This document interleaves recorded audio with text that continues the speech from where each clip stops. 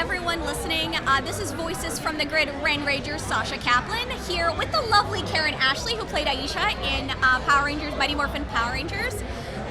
She played the Yellow Ranger, Aisha. So how are you? How are you doing today? I am doing excellent. I'm here in Philadelphia at Ranger Station. We are having so much fun. It is crazy busy, and I'm very proud of them for doing such a great show. But yeah, just having fun. That's the most important thing. So I know a lot of the actors do a lot of conventions, and I've seen you here and there at a few different ones. Oh yeah. What keeps you coming back to these amazing conventions? Well, they keep asking me to come back. That's a good answer. And they say, we'll pay for you to come, and I'm like, why not? No, we've been doing conventions. Honestly, we started about 17, 18 years ago. And I remember the first time Jason Frank and Steve Cardenas were like, you got to come to a convention. They want to meet us, and you should be there. And I was like, what's a Comic-Con? And the rest is history. We've been doing them forever. And it's just, the demand, it's like I always make jokes, like we used to do like 4 or 5 shows a year. And we were like, wow, like this is great. And then they re-released the show on like DVD, and that went to like 10 shows a year, and then 20, and now it's like, I have to turn down shows because I'm like, okay, I'm already doing 30 shows this year. I can't do any more. I need a break. Yeah, I need a like, weekend. I know, it's like 30 shows, 30 different cities, 30, couple different countries. It's crazy, but it's so much fun. There's nothing else I'd rather do. We are constantly meeting the most amazing people. The fans are excellent. And it's just a good time. And if you can make people happy, why not?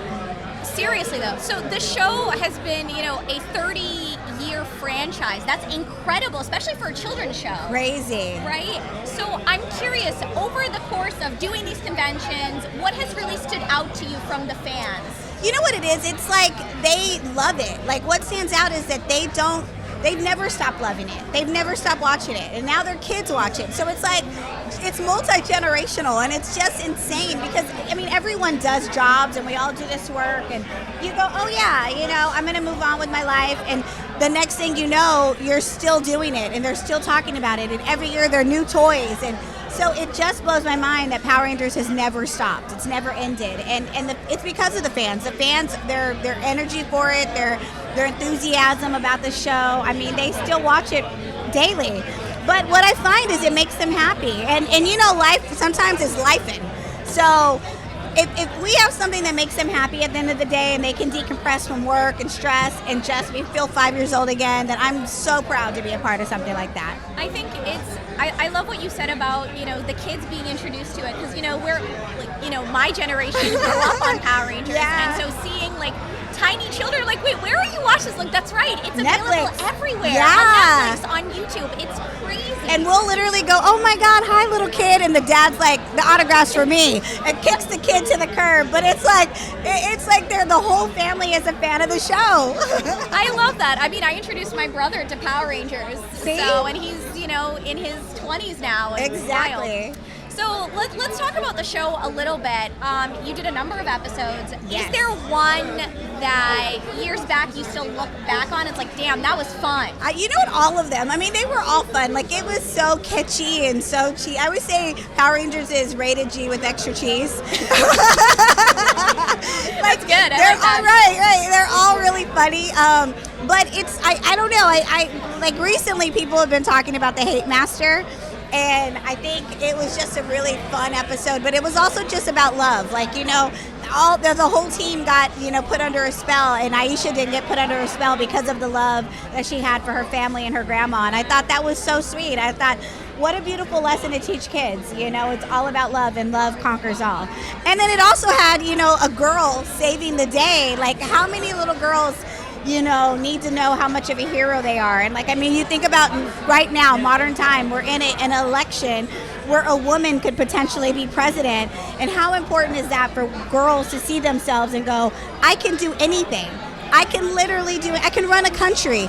And I just think it's one of those things that Power Rangers gave everyone. At some point, there was a Power Ranger that looked just like you, that you could completely, directly, totally relate to. And I just think that's a beautiful thing for people. They all should feel heroic. No, that's one of the things that I think makes it such a lasting legacy is it presented so much diversity to kids they didn't have exposure to. Yeah, and we didn't talk about it. Like, we didn't talk about different races, or it was like the one message that was there, Yeah. clearly there. I mean, you think about it, even like diversity in race, but there was also diversity in just who was on the show. Like, you had the smart guy, best friends with the jock, best friends with the sassy girl, best friends with the, guy next door. I mean, it was literally such a powerful thing that we were doing that we weren't even talking about, but it was what it was. Even with characters like Bulk and Skull, who really started out as bullies, they're not, like, yeah, they kind of start out mean, but then they become sort of more goofy and bumbling. And I think it really subverted a lot of stereotypes of what we thought of like 90s high school experience. Totally, and then they totally evolved. Like, they were cops at some point, and it was like, I mean, what a character arc, like you said, to go from the bully to go to being like a hero, Yeah, it was, I think for me, like, it was just a show that we had so many different people on the show, and you got to think about it, kids, there's so many different types of kids, so it's like, what a beautiful thing to, like, you can look at a show and you can directly relate to somebody and you can directly say, wow. And it was like the girls were heroes, the boys were heroes, everybody had a chance to save the day. And that's the other thing, like, growing up, the only, 90s nostalgia here, the only other show that I can think off the top of my head that was, made in America that had that, female powerhouse was the X-Men. Right. But that was animated, that wasn't live action, which exactly. was still so important to see. Yeah. Like, there's just, and then you think about X-Men, it's like a bunch of mutants, a bunch of people who are different. Yep. And that's where I think, like, now we've finally gotten to a place where we are embracing our differences. We're embracing, like, it's chic to be geek. We're all like nerds at the Comic-Con every weekend. Like, it's like we're finally being able to be ourselves unapologetically. And I think kids need to know that. So I guess for my... And adults. Right? I need to know that. Definitely. So I think for my last question, do you have anything that you want to say to the fans, maybe to people that are kind of looking at, like, Power Rangers? Like, what would Stop you lying. You know you love Power Rangers. Back in the day, they said, like, the Nielsen rating, like, you know how they rate all the different shows? They said Power Rangers was, out of every 10 houses, we were in 8.